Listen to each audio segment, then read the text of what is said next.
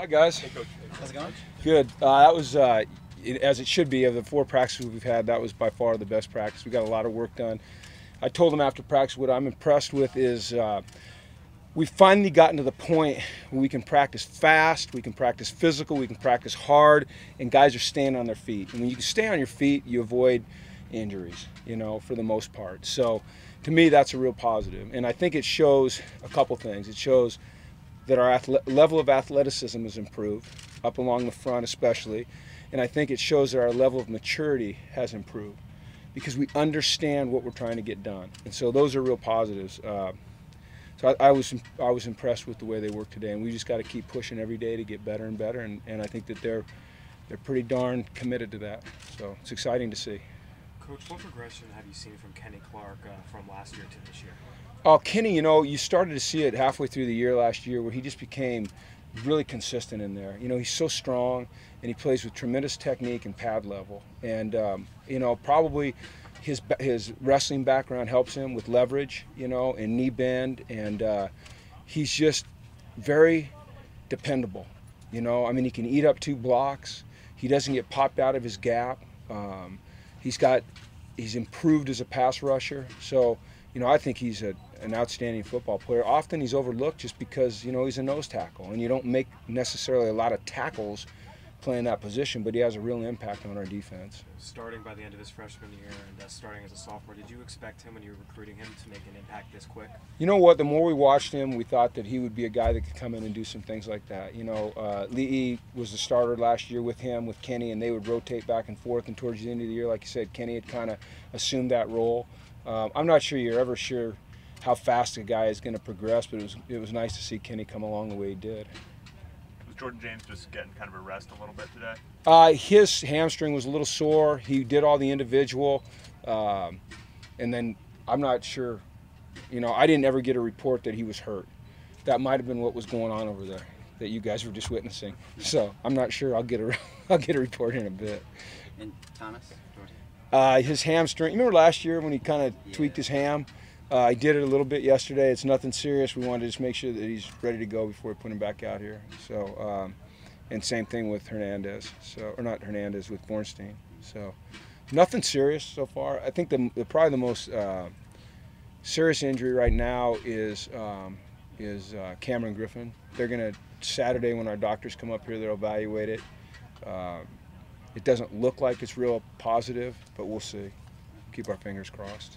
Alex getting a day of rest. Yeah, the heat got him yesterday, and before we put a guy back out here, we're going to make sure they're fully recovered and rehydrated. And he was doing fine. He was able to eat dinner last night. He was able to eat breakfast and lunch today, keep the food down, but he was a little lightheaded. And you don't mess with the heat, so he'll hopefully be back out here tomorrow. I would think that he would be, but it's nothing serious. Our medical staff does a good job. They caught it quickly, and I think we've learned how to, when to pull guys when it gets hot out here. I know Eddie missed the spring, but what have you seen from him in these few days? Brute strength. He's so strong that sometimes he depends on his strength rather than technique. And 2 days ago, he was at a point where he was just trying to just fight everybody. I don't mean fist fight, but just brute strength. And then what I saw yesterday in practice is he made a step in the right direction in terms of using his hands, not making it personal between him and the guy, but really executing his technique and taking care of his assignment. And he had an excellent practice yesterday, and today he showed up again. I saw him make a couple really nice pass rush moves today, because he is so strong. If he can get a guy off of balance and just club him, they go flying. And he's got that initial quickness. So, when you get Kenny in there and you get Eddie in there and you get Owe in there and Ellis, you've got some big, strong, good-looking guys that can do some things. And it's a good-looking group. Is this kind of the ideal defensive line that you want for this defense? It is. Big, strong guys. Yeah, it is. It's because we play what we call a 4 or 4-eye sometimes, which is the head up or inside shade of the tackle with our tackles, when our 3-4. And then as you guys know, when we go to our nickel package, we really only play with 2 defensive linemen, and we play with 4 linebackers. Unless, you know, our next best outside rusher is a guy like Owen. We leave him outside, so it kind of depends. Like last year with Cassius, you know, sometimes we'd use 3 down, 3 linebackers. Sometimes we'd use 2 down, 4 linebackers. It kind of depends on how we want to mix it. But having guys like Kenny and Eddie and Ellis that can all 3 play inside, whether it be in our Okie or our nickel, I think it's ideal for us. Are you less concerned about replacing the pass rush than you were maybe a month ago? No, I'm still concerned. I mean, you know, you just don't replace Cassius and AB and Keenan Graham. Those guys did a lot of good things. I was about to say that the guy that has shown up through 4 practices to me is Aaron Wallace. I've been impressed with the way he's moved around and his attitude. And I think sometimes when you go through what he went through in the spring and this, you know, something that you love is snatched away from you, you come to appreciate it a little bit more. And I think that happened with him. Any impressions of Ryan Hoffmeister so far? The Hoff is, you know, he's the same guy every day. He's consistent. He's hardworking. I've never heard him say a word in 3 years. He just does it by example, and he's steady. He's steady, and he's a great special teams player. He's a captain on this team. Yeah, it's mostly special teams. Is he going to see some snaps on defense, do you think, this year? I don't know. You know, we'll see. We'll see where he figures in. But you can't underestimate his impact on special teams. I mean, he is an unbelievable example every day for these guys. You know, and his presence is felt. Like his teammates respect the heck out of him. You know, because of his attitude, because of his work ethic, because of what he gets done on special teams. With Eddie, did his foot injury set him back at all? Can you tell? It doesn't seem to have set him back at all. I mean, I'm sure that, you know, maybe he'd be further along if he'd have gone through spring, but there's nothing noticeable. Like, you don't see him limping. Like I said, those first 2 days, you know, it's kind of, he was just trying to bully everybody, and now he's settled down a little bit into his technique. Maybe he'd have got to that a little bit quicker, but I don't see him being rusty or anything like that. I think he's fine. You know, I think he's really coming along. I know you probably answered this before, but how much do you enjoy coming out here to San Bernardino? We love coming out here. I mean, everything about it, really. It's a great campus. They take care of us. The food is excellent. The dorms are great.